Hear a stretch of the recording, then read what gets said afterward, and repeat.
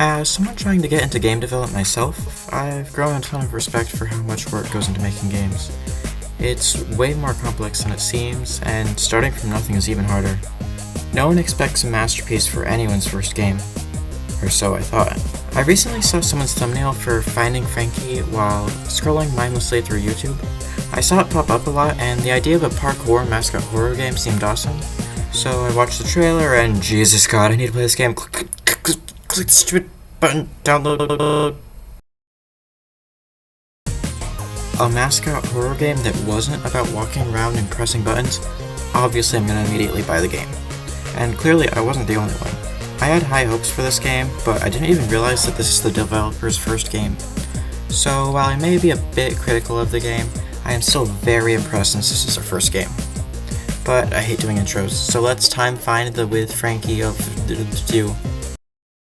So the game starts out with a sick cutscene with an awesome soundtrack. Basically there's a Willy Wonka style search for tapes and cereal boxes, and if you find it, you get to participate in the game show.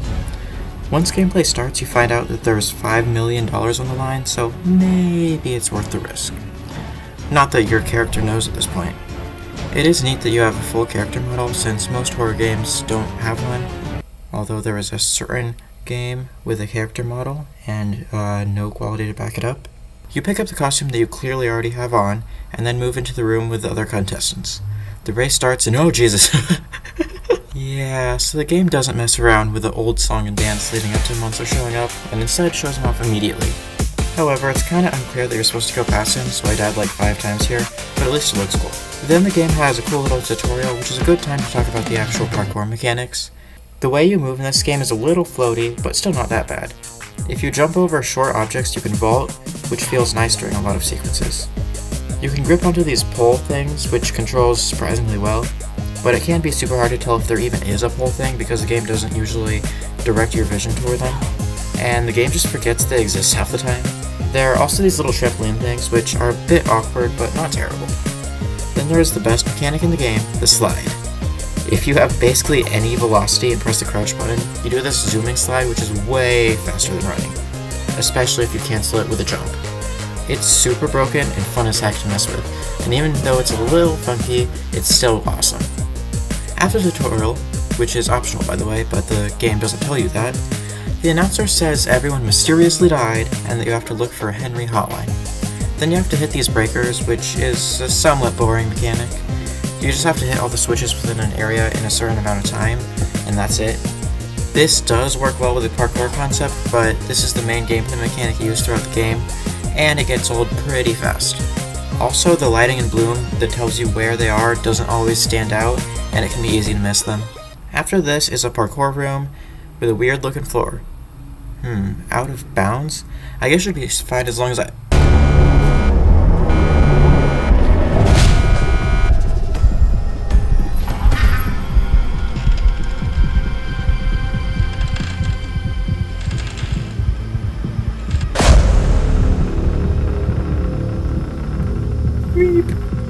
So yeah, I think this is a really good way to keep you on your toes without making the game rush you. You can and want to take your time here because you don't want to fall, but if you do fall, it's not a guaranteed death. Frankie physically spawns and goes like crazy tall, like tall enough to be actually creepy. If you can stay out of his line of sight, then he'll leave, and you can try again. However, as cool as these sections are, there's only 2 in the whole game. It's super sad, but like, whenever there's unique gameplay in this game, it only happens like twice in the game. Moving on, you make it to Henry Hotline's area, and oh no, he's not there! This is where the grind rails are introduced, which are just super fun. They aren't anything crazy, but they are a well-made mechanic. However, you just go up the grind rail and completely miss this breaker, and once you eventually go back down to find it, you miss the giant arrow because it's covered in blood. This game seems to consistently fail to show you where the objective is, and the lighting often misguides you into the wrong place.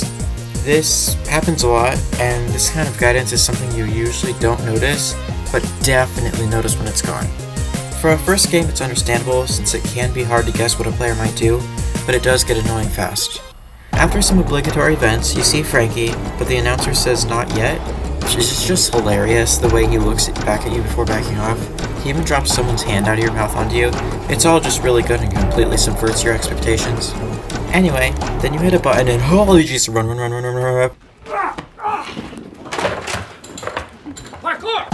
This is probably one of the best chase sequences I've seen in a horror game in a while. Instead of just running, you have to do some stressful parkour and get past a bunch of obstacles. There are parts where you have to stop and hit a couple breakers, and you probably will end up turning and seeing him bolting for you out of the corner of your eyes. The animations look good in the heat of the moment, although they look super goofy if you pay attention. That's true for most of the animations in this game, but I guess it makes sense. Also, these doors look straight out of Fall Guys. Once you've escaped Frankie, you have to find Deputy Duck, because apparently we aren't looking for Henry anymore. After this cool section with duck balls, there's an actually decent scare, if, you actually see it. On my first playthrough, I was trying to open these doors and only saw him out of the corner of my eye. From what I've seen of other YouTubers though, if they did see him, it got them a bit. Oh no. I'm him though, Chad, I'm him.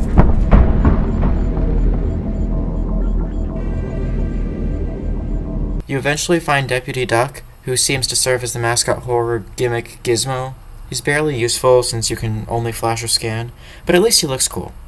It is somewhat useful in the next section, where we finally meet the Tumblr sexy man himself, Henry Hot. Oh. Maybe he's not that hot of a line. I don't understand romance. But yeah, this section is actually pretty creepy. It kind of reminds me of the projectionist section from Bendy and the Ink Machine, but like, better. You have a little safe zone, but it's hard to get into and you have to leave it to progress, so the tension stays high. You can barely even see Henry, it's so dark, and you can only hear his footsteps when he's practically on top of you, so it's very spooky. Once you make it out, you immediately get chased by Henry, and my god, this chase theme is so freaking awesome. The music in this game is awesome in general, and really impressive for an indie game. It's also pretty unique. Most horror games go in a completely different direction with their music, but this one's a lot more upbeat. Anyway, Henry's chase is almost as good as Frankie's, and still pretty tense. After escaping Henry, you have to survive this wall thing. It gets really fast by the end, and if you mess up, you go into some fun saw blades. However, you better savor it, because as soon as you move on, the game goes to shit. You see, what follows is a really long, interconnected, confusing, and boring section, with barely any parkour. You can either solve this breaker puzzle or try to get the keys first, but I'll go for the breaker puzzle first because that's where I went first. There's a bunch of rail grinds over a flaming trash pit that looks super cool, and it's set up to jump you from part to part. There are 4 little holes in the wall with rail grinds between them and breakers to press. So obviously you have to go to all 4 and press the breakers, right? Oh, but hey, I'm stuck on 3. Maybe I have to jump around.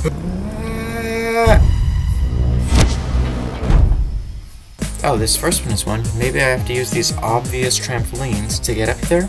No? Is there another way in? No? What the? Oh, it's in the middle. Yeah, it took me like an hour to figure that out. It's so hard to see when in the middle. Pressing it mid-air is cool and all, but it's impossible to see. But that's not it. After searching around, you find Henry Hotline, who has been put in timeout. He gives you Deputy Duck back. Wait, I didn't even have Deputy Duck that whole time? Oh well. He looks ugly now. Henry too. Also, this animation is a little funky, but the dialogue is cool. I love the hello. Anyway, then you see. Are you just gonna sit there, or? Oh. Yeah, the announcer was a Frankie all along, I guess. Also, I love this cutscene. It's probably one of the best animations in the game, and the dialogue is hilarious. But then you have to move on. In the next area, you follow and the inch of water saves you, because I guess this is Minecraft logic. This sewer thing is actually pretty creepy. It's also tense since it feels like you're gonna drown, even though you probably can't in this game. After flipping some switches, you move back and oh, it's you. Wait, you're a different person? Huh? I guess he's not evil after all. Wink, wink, nudge, nudge. This whole sewer section is kinda short and underused. Anyway, then you have the water park and trampoline park, and they're very different from each other.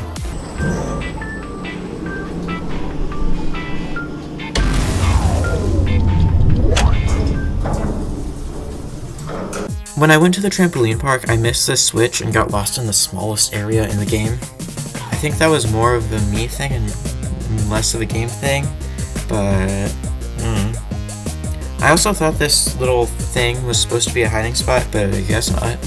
Once you start it, you jump through some hoops, then kill some noobs, which these are the funniest little dudes ever. I love this game. Then you jump through hoops again, then kill the noobs again, then jump through hoops again, then kill the noobs again. I feel like they ran out of ideas to make more minigames. Still, it's better than the water park. The water park is just a poorly made breaker and fan puzzle. There's a split path thing, which is confusing and doesn't help. Also, there are blue breakers that only show up in this section. Like, I think it's supposed to be so that you can differentiate them from the other ones in the room, but it's kind of confusing. Hey, what's in this corner? Have you been there the whole time? Yeah, so this fellow has been watching you the whole game. There are plenty of dark areas where he's right there, just sitting in the darkness. It's kind of terrifying once you realize you've been watched the whole game. I never even noticed him in my first playthrough. It's actually really good. The only good thing in this water park. Anywho, once you're done with that mess, you make your way over to Frankie's Glazed Mountain. And suddenly Fall Guys. I mean, there's a lot of stuff stylized in a Fall Guys-like way this whole time, but this is literally ripped straight from Fall Guys. The slime is even the same color. Like, you could have at least made it blood or something. I do like how the higher you get, the more the ambience moves in, so you can hear it over the music and it starts getting kinda unnerving, but they don't do anything with it still.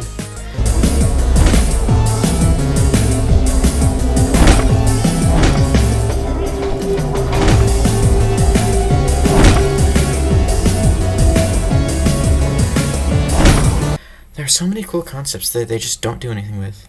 But don't worry, the game only gets better from here. You're introduced to Hexa Havoc, which obviously is a spoof of that one Fall Guys minigames.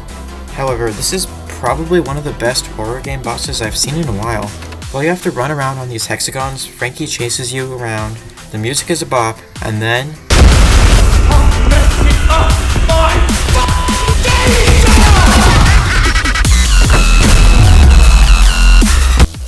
I forgive this game for all of its downsides. Noobs start dropping, and then you kill Frankie with noobs. You can't make this shit up. And yet somehow they made it. The dramatic ending with the music, and my god, our character got that swag. This game is awesome. It's shorter than it needed to be, and there are tons of problems. But for someone's first game, yeah, this game is frickin' awesome. It definitely seems like there will be a sequel, so I am hyped for what's next. With a higher budget and more experience, I bet the sequel will be one of the best mascot horror games. I really feel like this is like a step in the right direction for the genre as a whole, and like I really hope people follow in this sort of footsteps more. That was grammatically correct. It's no masterpiece, but it's still beyond impressive. Thank you guys so much for watching, etc, etc, now leave. You're forgetting something. Now leave.